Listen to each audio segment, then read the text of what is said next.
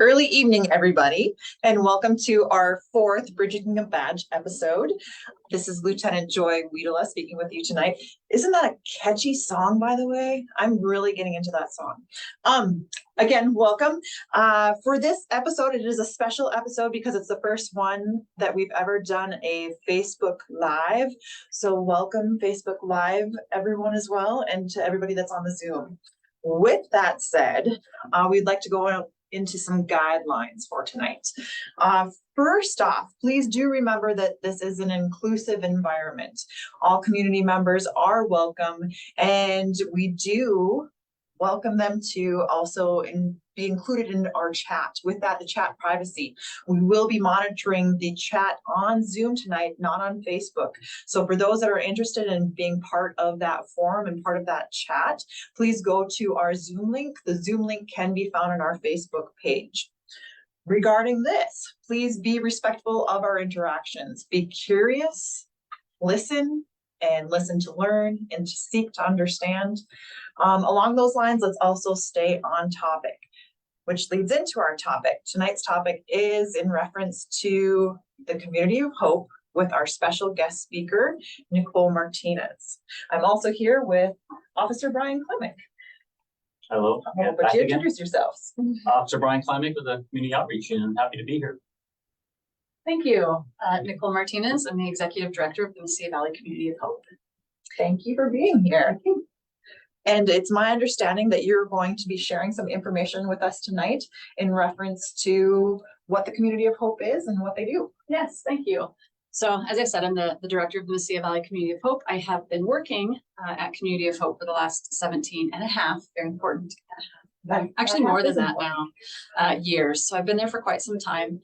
I've lived in Las Cruces now for 20 years and call it home now. I'm really excited to be here and to talk about those that we're serving in the population that is unhoused and precariously housed in Las Cruces and Doña Ana County, and share with everybody some of the things that are being done through the Community of Hope to address the situation. So we do have a PowerPoint as soon as it's time to get that going. Well, I know I am excited to have you here because I know these concerns are deeply felt within our community.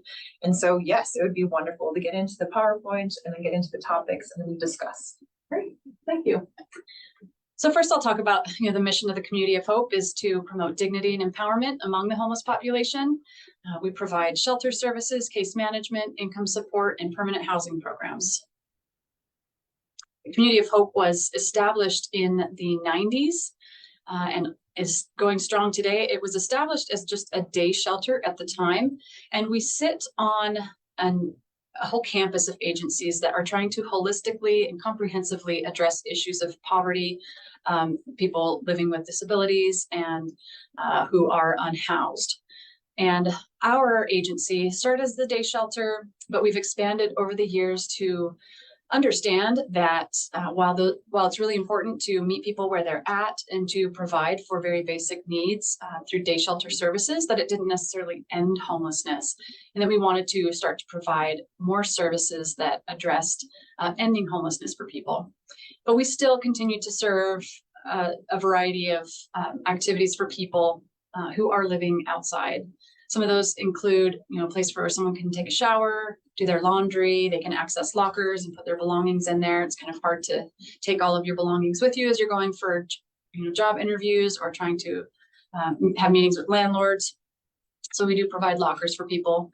We also are a place where people who are unhoused can get their mail because they don't have an address. They can use ours. So we pay for a PO box to do that and distribute people's mail. We also have phone and internet services for people. We have clothing. So, our community is very generous, clean out their closets often, bring clothing for people, and they are able to pick out outfits and what works for them. We also have household donations. So we have an entire Connex trailer that's full of furniture items that have been donated. So when we do transition somebody from living outside into their own apartment, we try to give them the best foot forward and give them anything that's been donated to us. We also provide case management for people. So that might be meeting with someone to help them get an ID or a birth certificate. It might be helping them resolve issues with their family or referrals to childcare, maybe at our partner Jardín de los Niños, or maybe they need food. So we'll refer them to get a food box, that they can get lunch at El Caldito, they can sign up for counseling at Amador Health Center, helping them through any case management issues that they might have, or referring them out to our community partners. We also have a variety of housing programs at Community of Hope, and that might be anywhere from helping somebody with a security deposit who is exiting homelessness, all the way to permanent supportive housing. We also have income support programs, so we help people apply for Social Security disability at the Community of Hope, and that is a program that was started by the Social Security Administration. They realized that people who are experiencing homelessness, who have permanent disabilities, are more likely to need assistance in applying for disability. And so they've allowed there to be a representative to help them. And our agency receives funding from City of Las Cruces to help people apply for disability. It doesn't mean that we're the judge and we make that determination, but we gather the medical records.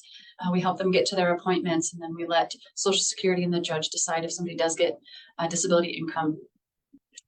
So you mentioned how this is a holistic approach, and to me, it sounds like there are a lot of working parts to this whole process.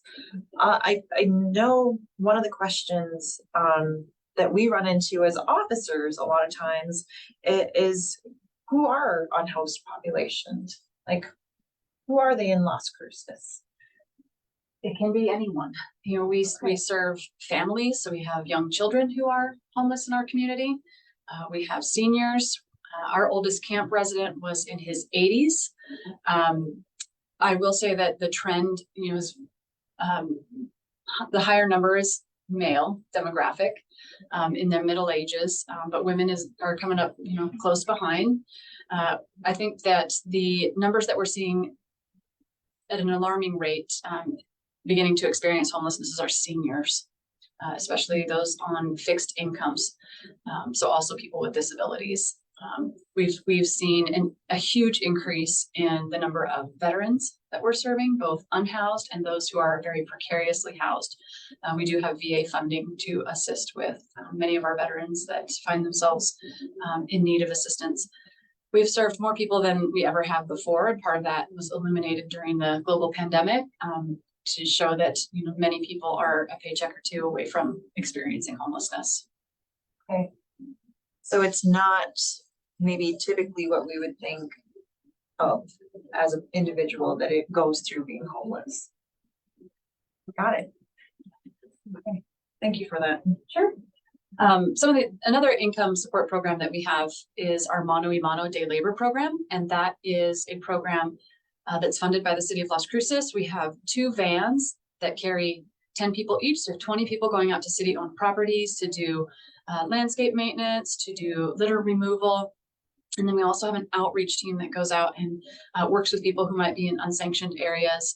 And if we do encounter unsanctioned encampments, then we also have a third crew for Mano y Mano that's called the Hotspot Truck. We can go out and assist with litter removal, things like that, in unsanctioned encampments throughout the City of Las Cruces, and try to refer them to the Community of Hope and bring people closer to all the services that exist there.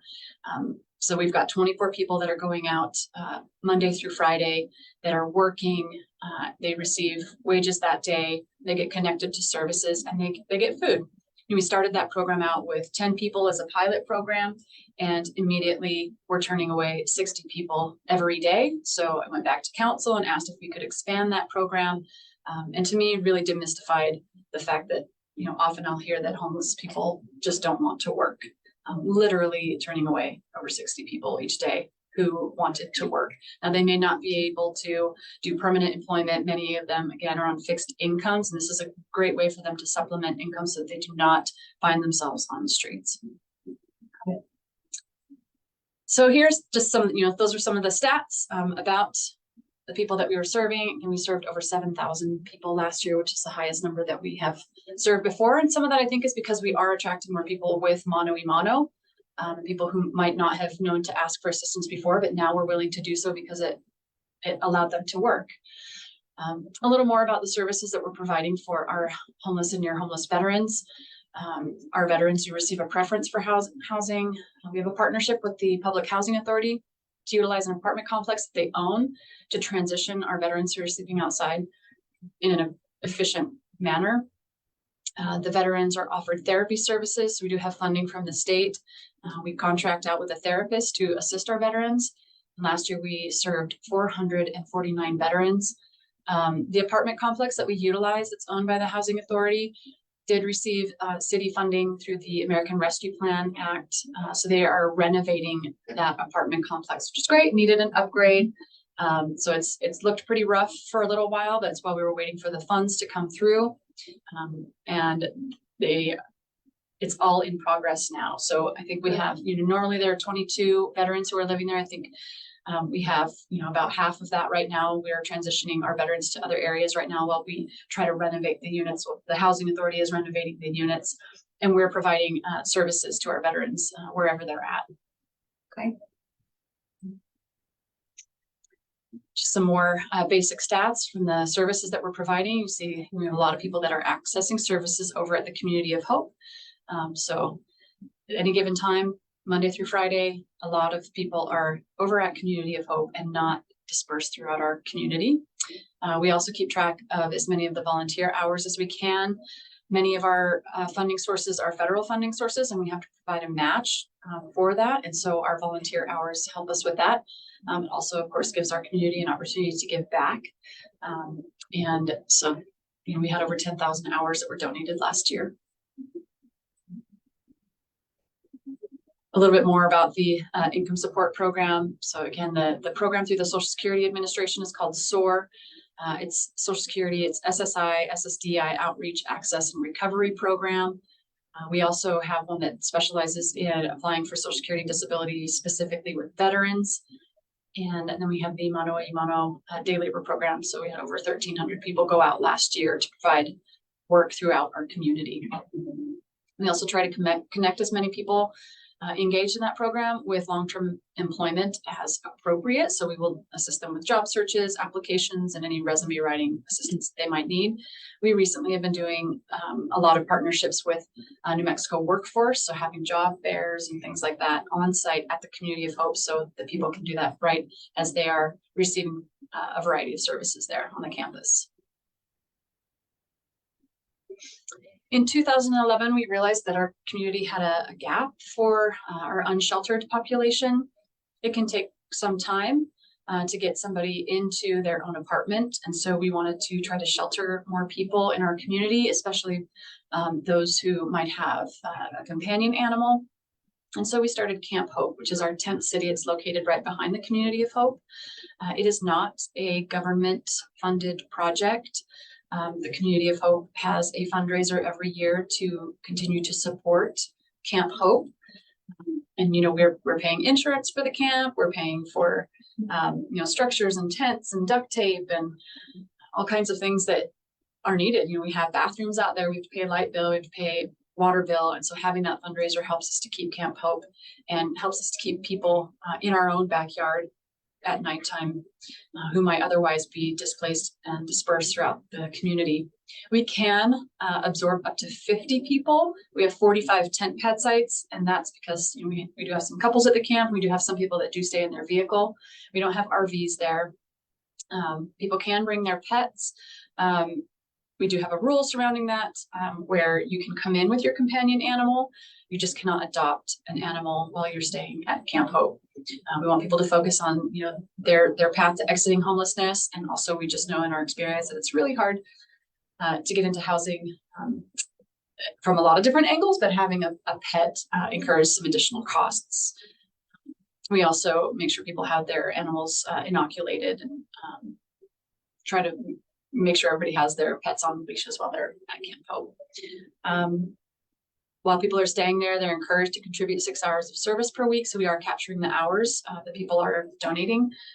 They're responsible, the residents of Camp Hope are responsible for cleaning the bathrooms, for raking the gravel, sorting all of the donations, handing out clothing to other people, cleaning up tent pad sites. They also are encouraged to create a housing plan So they get onto a list that we have. We have a by name list of people who are experiencing homelessness and accessing services at Community of Hope. They get prioritized for housing. And overall, we just, again, felt like it was an appropriate place for us to keep people safe in our community while they're working to transition into housing. And in our last fiscal year, we served 266 people, 184 males and 79 females. Here's a sky picture of where Camp Hope is located on the Community of Hope campus. The Project Dignity, those are the bathrooms. There's also an outdoor kitchen. So we do have a running sink. We have an ice machine in the summertime that's wildly overused. Makes sense. I don't think it was meant to serve 50 people, so we might need to upgrade that next year. We don't have a refrigerator at the camp, so people can have ice chests. And so they're trying to create enough ice for 50 ice chests can be tough. And then bathrooms, they each have showers in there. This last Saturday, we had a build day with Home Depot, who helped us to erect structures around the tents that have been uncovered so far. So we had several of them covered, and this was through a plan and partnership with, originally through the Doñana Community College, their construction club, the workforce, and they would bring the students out. And they built several of them. And then over the years, Home Depot has really taken over the project, and it was amazing. They completed 15 structures, plan to finish the next 5 tomorrow. That was all in a weekend? All in a weekend. We had 175 volunteers. We had people measuring, cutting, carrying, picking up trash, painting, anchoring. It was Las Cruces. Yeah, it was amazing to see the support come out, and people just want to make sure that people are warm as they can be, and as comfortable as they can be while they're outside. Now we don't have plans to expand Camp Hope. We really feel like people living outside, it should be brief and as non-recurring as possible. And so our focus is really on establishing more housing opportunities. And we just weren't set up to even do a shelter in the beginning. But again, this was just something that we felt like we should take on, and it made sense and was within our mission. And we're committed to continue operating Camp Hope as it is. Great. Just a little about the fundraiser that we do. We call it Tents to Rents. It's our annual online fundraiser. We actually get community members and businesses to sponsor it. And we run it for 6 weeks, usually somewhere between August and September. People can donate to the cause. And the idea is that we have people living in tents, and that we want to move them to paying a rent. This is just an example of what the website looks like for the Tents to Rents fundraiser. And some of the people that have contributed. All of those little icons start out as a tent, and as our participants raise $100, those icons turn into a house.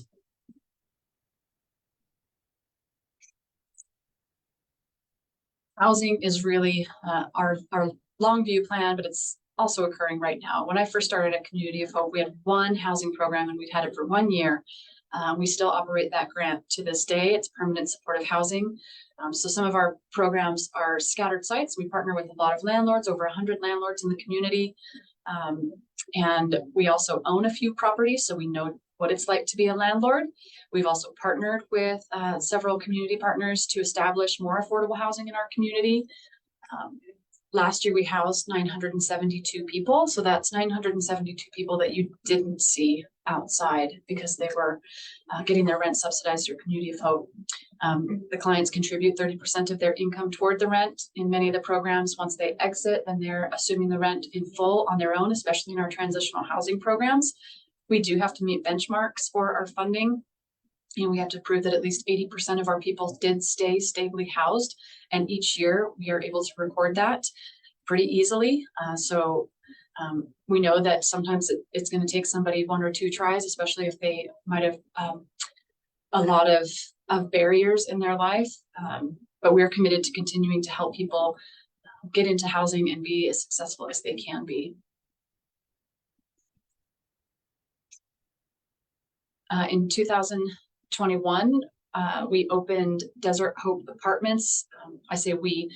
This is a project that's owned by the Mesilla Valley Public Housing Authority. The Community of Hope really was a partner in opening the apartment complex in terms of providing supportive services. So just like we do with people in their own apartments scattered throughout the community, and just like we do at the Community of Hope, we have case management. We'll offer services to people, connect them with therapy, provide transportation, things like that. So the Housing Authority developed this apartment complex, and we have 2 staff on site who are providing services. We don't do the property management. There is a property manager on site. And our 2 staff there, again, are primarily there to help make sure that people are staying stably housed. I think it's no secret that there were some hiccups in the beginning of establishing the apartments, but we have really started to come into our own in terms of stabilizing the apartment complex for the people that are living there. It has up to 40 units, and we continue that partnership today.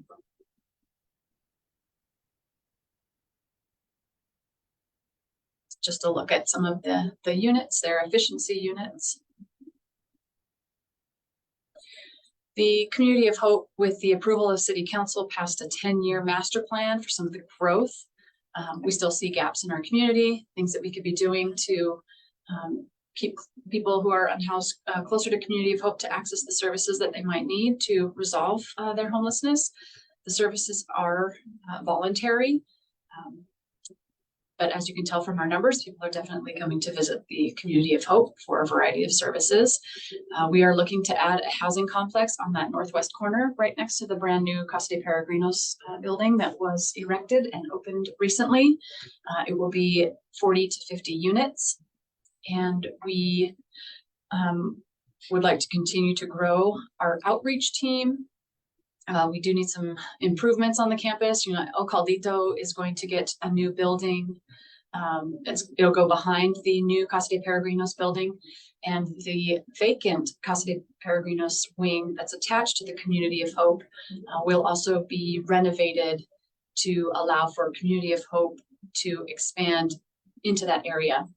As I was telling you earlier, the Community of Hope started, there were about maybe 9 or 10 employees.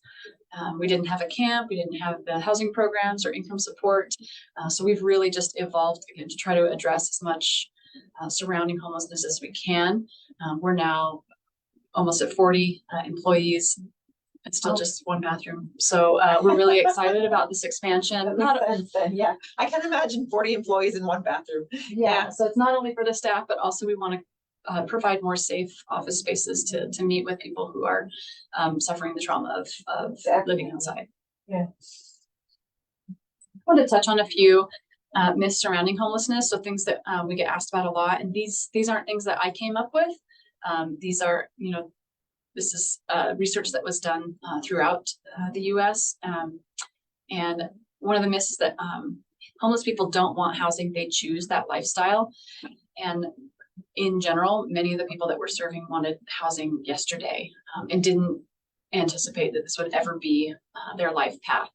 There are some people who say that they do choose to be outside, but also I think that there's a lot of trauma and a lot of misinformation and a lot of fear from a lot of people. I can give an example of a veteran that we tried to assist for many, many years and just didn't trust any government subsidy.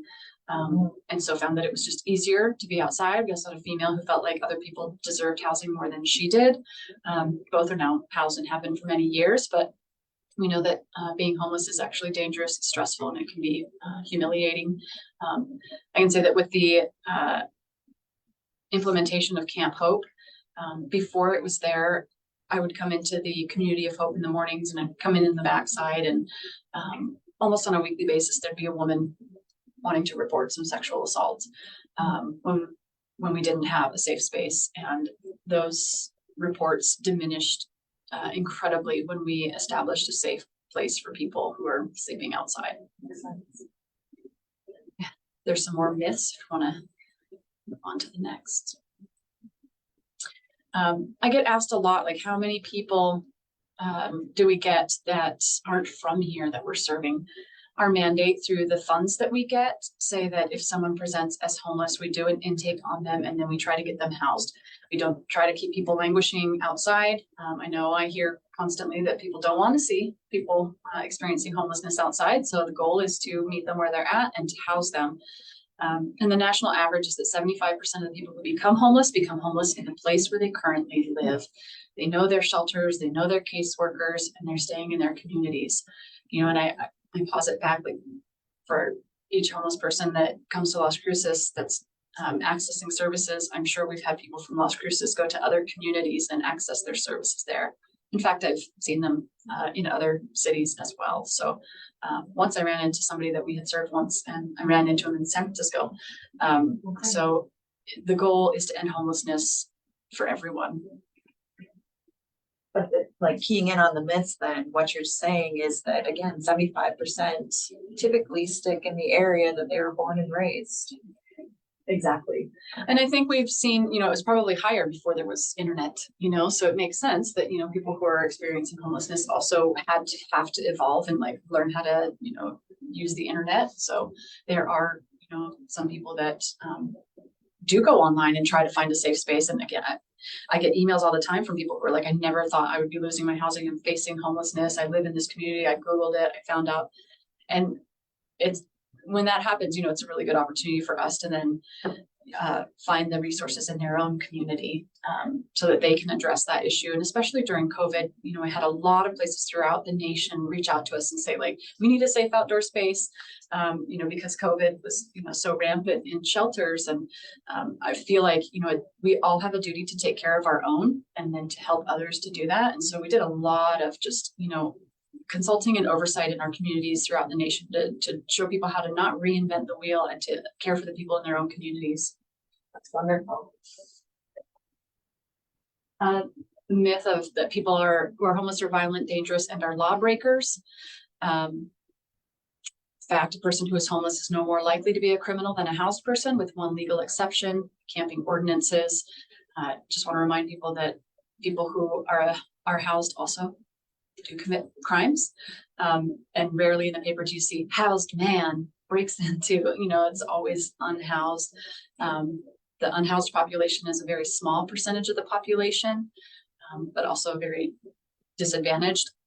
I don't want to gloss over the fact that there are crimes that happen by our unhoused population. I am aware of that, and I think that, you know, we have still work to do with resources that are available. But that really, again, putting things in perspective, that people who are housed are also perfectly capable of committing crimes. I think another myth is that, you know, homeless people are all alcoholics or drug users, and that we just enable them when research shows that substance use is often a result of homelessness rather than a cause. And I feel like, you know, oftentimes what happens is, you know, well, then how come everybody I see that's homeless is like, has mental health issues or, you know, is high on something. Mm-hmm. And it seems when there is such a lack of housing available and resources available that it's a scramble, and that those who are most vulnerable are the ones left most visible and on the streets and without the competency or resources to help get them off the streets. I just want to wrap it up that, again, Community of Hope's mission is to serve people where they're at, to provide that shelter, provide the tools and the resources that they're going to need to get back on their feet, and let them know that the community is behind them, and that we want to offer housing as a resource to as many people as we can in our community. And with that, let's chat. Awesome. One of the questions I would have is, you mentioned how drug addiction doesn't mean that a person is going to be homeless. Are there certain predictors that you've discovered that maybe do potentially contribute to a person becoming homeless? Or the first thing that comes to mind is a lack of support system. So there are a lot of people that have substance use issues that are drinking in the privacy of their own home, but they have support systems in place. They have family members who are checking on them. They have friends. They have connections that are keeping them stably housed. And if we have folks in our community without those connections, without those supports, that sometimes it can be easy then to enter homelessness. Oftentimes we see that it's family dissolution, and people find themselves, unable to cope or with large legal costs and battles that end up, asking assistance at Community of Hope.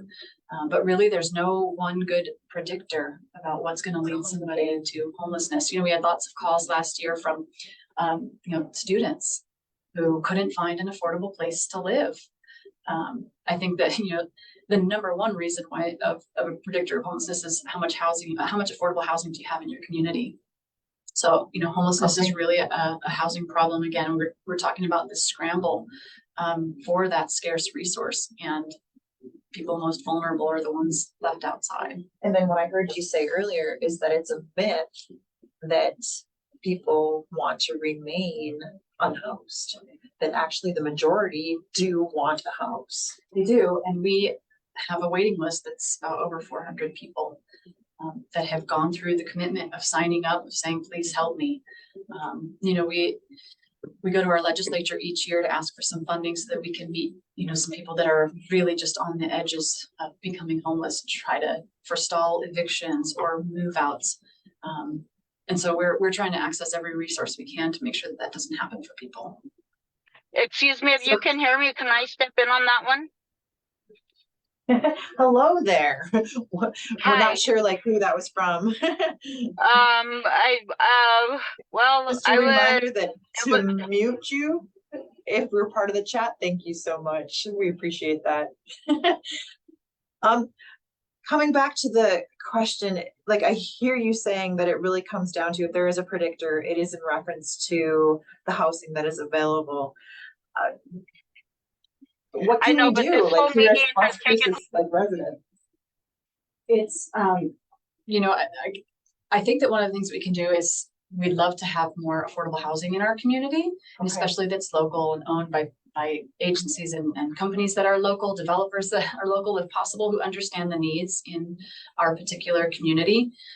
We've had some outside landlords that have come in that have really raised rents exorbitant. We had some that were at $450, and after COVID now they're about $800. That just prices people out. It's led to a lot more people being out on the streets. So advocating against tacking on a lot of these fees, just like nobody wants to see extra fees on their hotel rooms and their credit cards. I wish that there was something that we could do about the housing piece. I'm not advocating for rent control. I'm just saying for the fees that are being tacked on and make it literally impossible for many people to afford that, especially on their fixed incomes.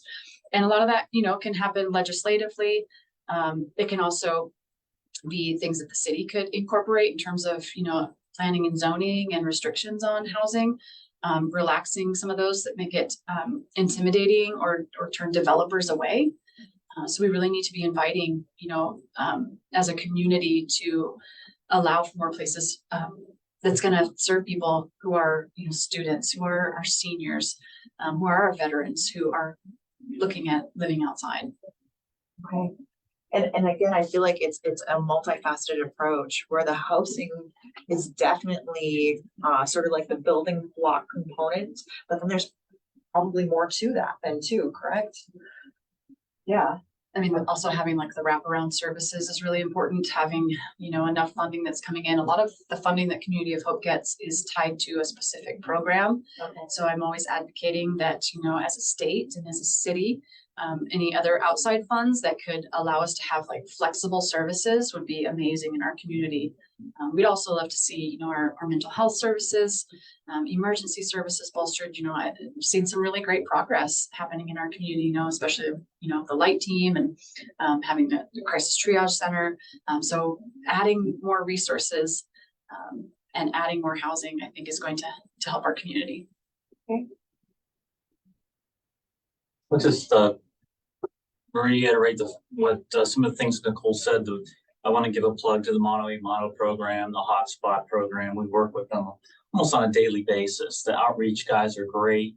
Whenever we, not all the time, but a lot of times we'll contact a lot of people who are living out on the streets, and we'll ask Yvette or Jorge or one of your outreach folks to come with us, because it's not always an enforcement.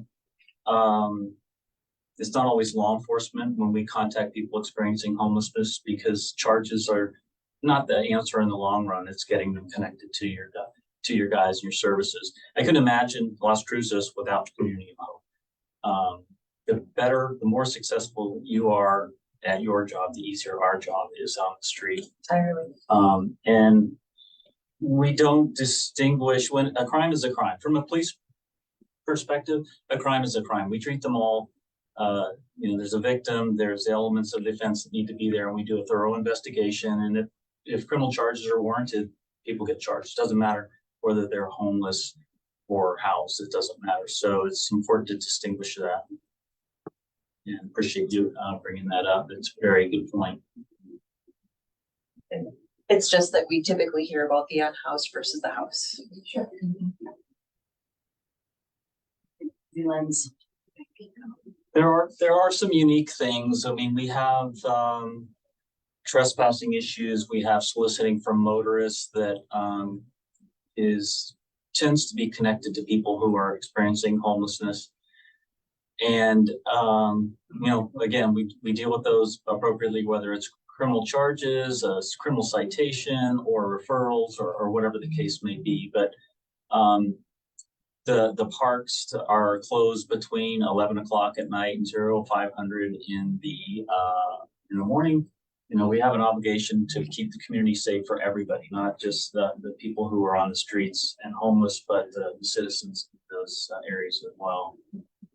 So Good point about the panhandling. I remember when, it's an ordinance the city had, that there was a ban on panhandling, and that was violating a constitutional right of freedom to speech. And so the city of Las Cruces had to rethink that and rescind that, so that they were not in violation of that constitutional right, which allowed for panhandling. And in the beginning, the people that we would see out there, we knew most of them. And then we just noticed, like with COVID and everything happening, that people just are more desperate for funds than ever. Mm-hmm. And what the city did to try to combat that at that time was they developed the Mono a Mono program, trying to show, like, instead of panhandling, let's put you to work and you can earn money that way. Mm-hmm. So again, at least, it's not a complete solution to the issue of having people in dangerous areas, panhandling, but at least it's 24 people that aren't out panhandling that day. Yeah. And some of our viewers, listeners might say, well, I see people who are soliciting for motorists, here and there throughout the city. And the panhandling ordinance was rescinded, but there is a city ordinance that's in place, 21-63, that is centered on traffic safety and pedestrian safety. We wouldn't want anybody to step into a street and get injured by a car, run over, something like that. So it's enforceable. The same activity is enforceable from a traffic and pedestrian safety perspective, and we are doing that. We are, citing people. Typically, they get a citation, have to go to court, and but it's not because they're panhandling. It's right. Because it doesn't have anything to do with seeking help or anything. It's when you step into the roadway and cause a traffic delay, that you're creating a hazard. So we are enforcing that. The language is just different in the ordinance now. Any questions from our chat? And we have Sergeant Hetchler helping out with the questions in the chat. Good evening. So, Nicole Martinez, it sounds like Community Hope does quite a bit for the community, and it sounds like you probably are always in need of more resources to help the unhoused. Is there a way, or how do you prefer that somebody donate to the Community Hope? There are a few ways that people can contribute to the Community of Hope. Obviously, financial donations are great. There are a lot of services that Community of Hope is providing that aren't covered by some of the funding sources that we get. So operational resources. Like I mentioned before, Camp Hope is not a funded project, and it's really nice that we can target specific areas. So when we do receive funding, be like, oh man, during this particular time, we need tons of sleeping bags, we need jackets, or in the summer we need lots of water bottles to hand out to people. So it's really helpful if they want to send in, they can, send in a check, bring in a check. We have online donations. We have a website that you can find through Googling Community of Hope. Also, we take donated items. So we take clothing, we take hygiene items because we do have a shower program. We will accept household goods. Again, as we're moving people into their own apartments, we want to make sure that it's as furnished as possible, that we're creating an environment where they want to stay, where it's not just for empty walls in a room. So we will pass those things on. We don't have a thrift store or anything like that. So we're trying to make sure that people are getting what they need. It's an opportunity for the community to donate and recycle some of those goods. Okay, so if somebody's going to donate, say a bed set or something for an apartment, do you want them to bring it to the Community Hope or call first, or how would you? Of ways, so it's great if they call and we can set up when to receive it, so we can get it into the trailer, or we can immediately put it into a truck and take it to clients that we know are lacking things like beds or dressers, or sofas, anything that you can think of, cleaning supplies, any of that stuff is greatly appreciated. But we've had instances where, maybe somebody has passed away and their family members want all of the items to go to the Community of Hope. They don't know how to facilitate that. Oftentimes we can utilize a staff person. We do have trucks that can come out and pick stuff up. Great. Another question real quick. If a person in the community is experiencing hard times and think they're about to go homeless or something, how do you want them to reach out to you, or what's the problem? How does that work there? Yeah, they just call the Community of Hope front desk, and they, depending on, the specific buzzwords they're using. So if they're saying they're about to become homeless, then they would be diverted to staff who works with people in homeless prevention programs. If it's somebody who's looking for residency at Camp Hope, then that would go to our Camp Hope staff person.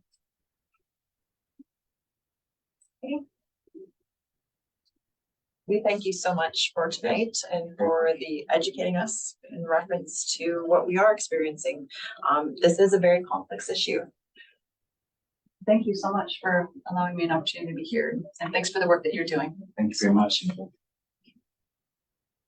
Thank you for being here tonight. Please come back for our 5th Bridging the Badge episode, which will be on January 17th, and it will be in reference to crisis intervention with Officer Lucy Milks. Happy holidays to everybody, and thanks for being here.